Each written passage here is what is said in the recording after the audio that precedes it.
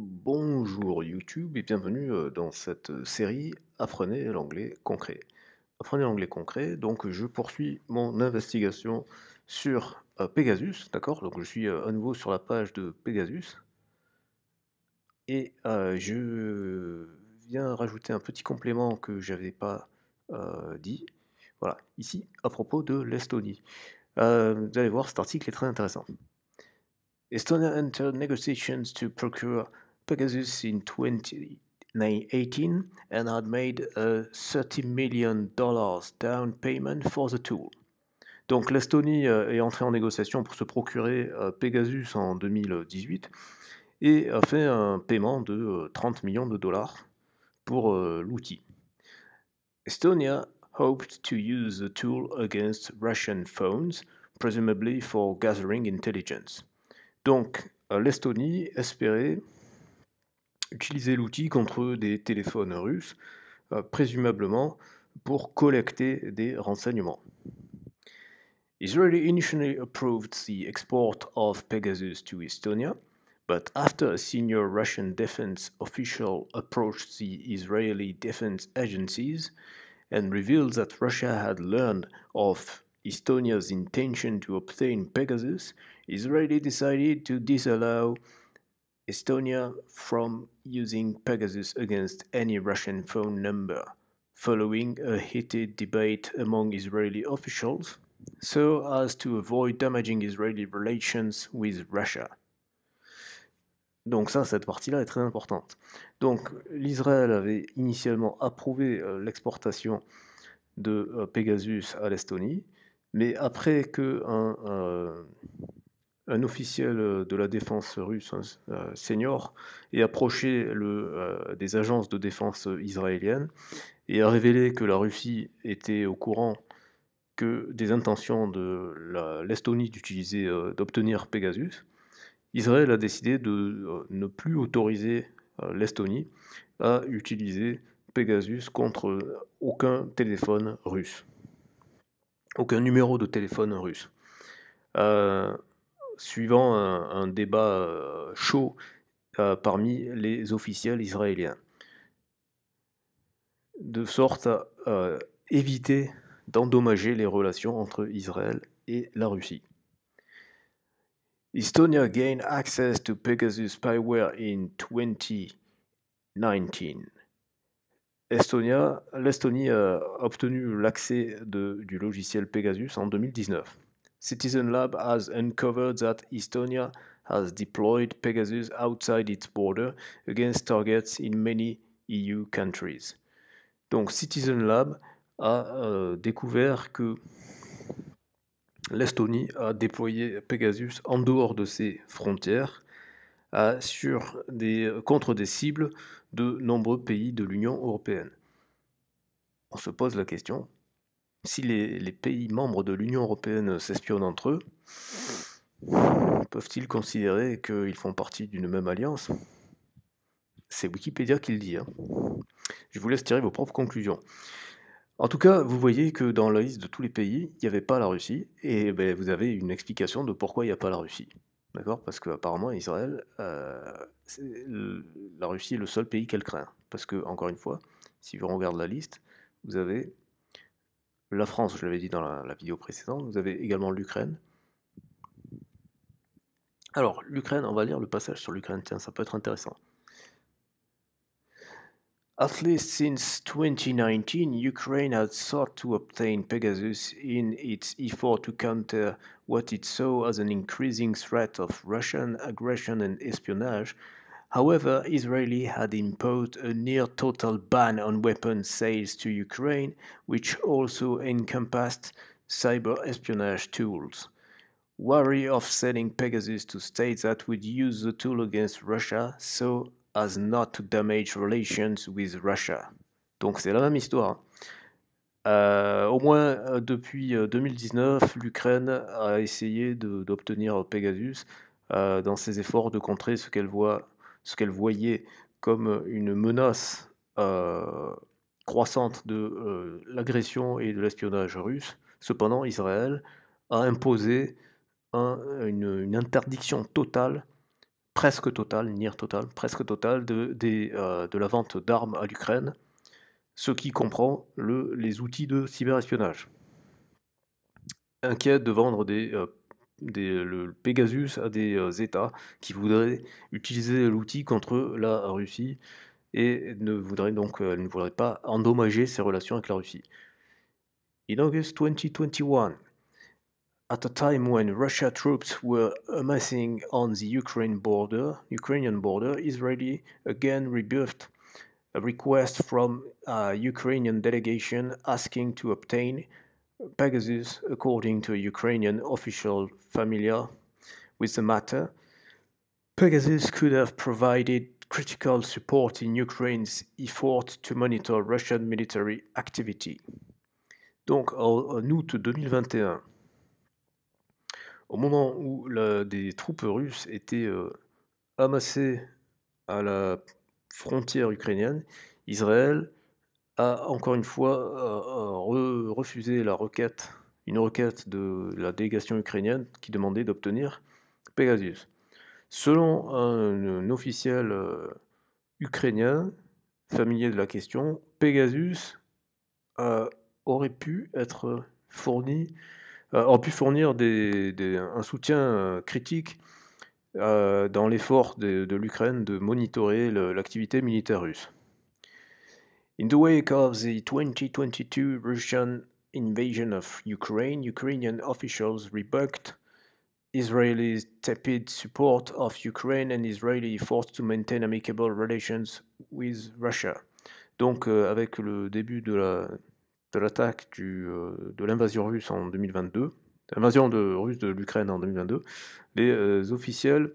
Alors, rebucked, je ne sais pas trop ce que c'est, donc on va aller regarder sur le dictionnaire, pour être plus précis, parce que rebuffed, je l'ai deviné, je ne le connaissais pas, je l'ai deviné, mais rebucked, donc voilà, rebuffed c'était refusé, mais rebucked, c'est réprimandé. Donc,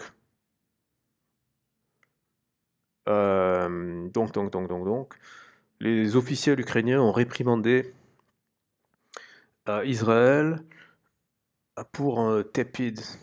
Tepid, qu'est-ce que c'est tepid? J'ai oublié le E, ça marche pas. Problème avec mon clavier. Tiède.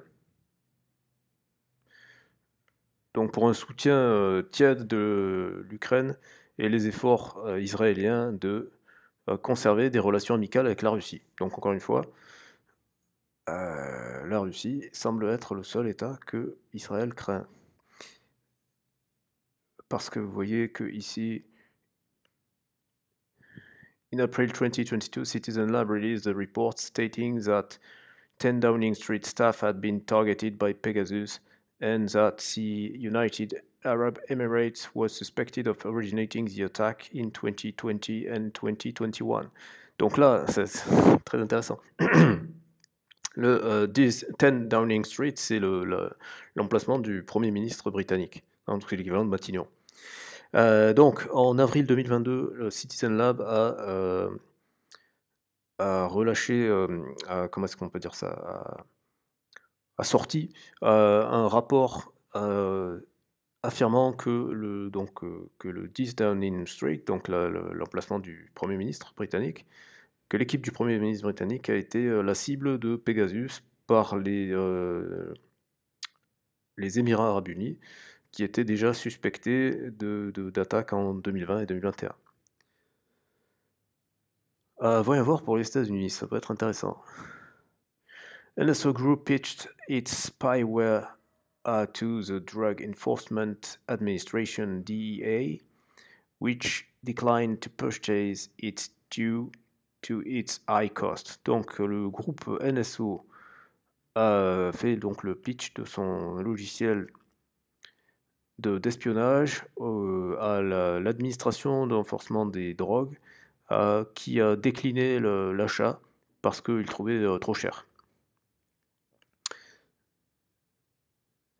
In August 2016, NSO Group, through its US subsidiary Westbridge, pitched its US version of Pegasus to the San Diego Police Department Donc en août 2016, le groupe NSO, à travers sa subsidiaire Westbridge, son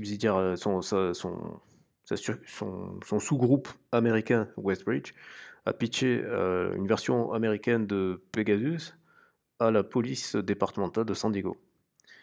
In the marketing material, Westbridge emphasized that the company is US-based and majority owned by a US parent company. Donc, dans son matériel de marketing, Westbridge a mis l'emphase sur le fait que l'entreprise était basée aux États-Unis et que la majorité était détenue par une compagnie parente, une entreprise parente aux États-Unis. An SDPD sergeant responded to the sales pitch with "Sounds awesome". Donc, un sergent de la police départementale de San Diego a répondu à ce pitch de vente avec "Ah, ça a l'air génial". The SDPD declined to purchase the spyware as it was too expensive. Donc, la police départementale de San Diego a décliné l'achat du logiciel espion parce que c'était trop cher.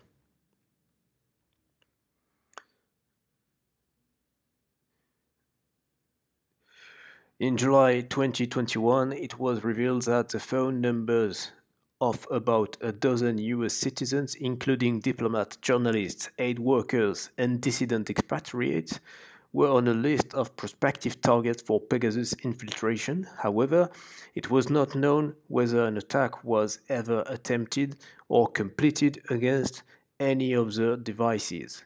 Among the phone numbers discovered on the list were those of the Obama administration's chief negotiator of the Joint Comprehensive Plan of Action, as well as those of several United Nations diplomats residing in the US.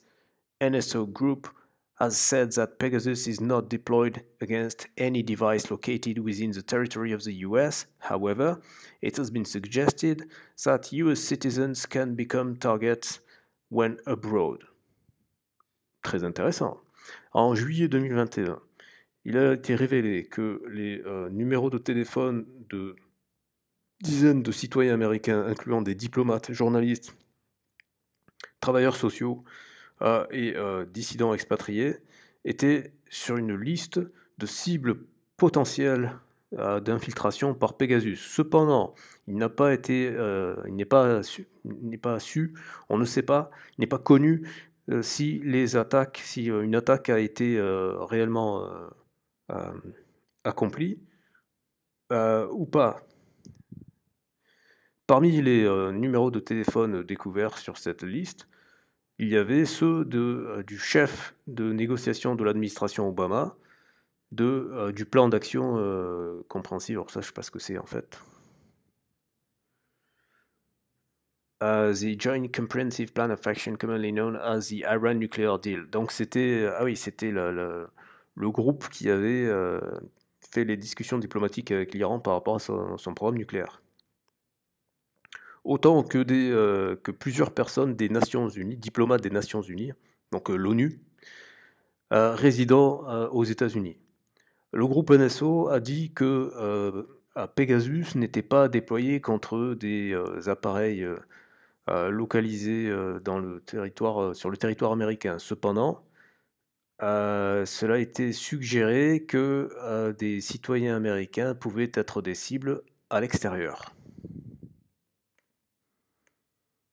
Bon, je ne vais pas vous lire tout l'article, je vous invite à aller le lire, mais vous voyez que les États-Unis non plus ne sont pas à l'abri. Voilà. Donc je vous invite à creuser cet article, c'est très intéressant. Et je vous dis à bientôt dans une prochaine vidéo et mettez dans les commentaires ce que vous pensez de tout ça.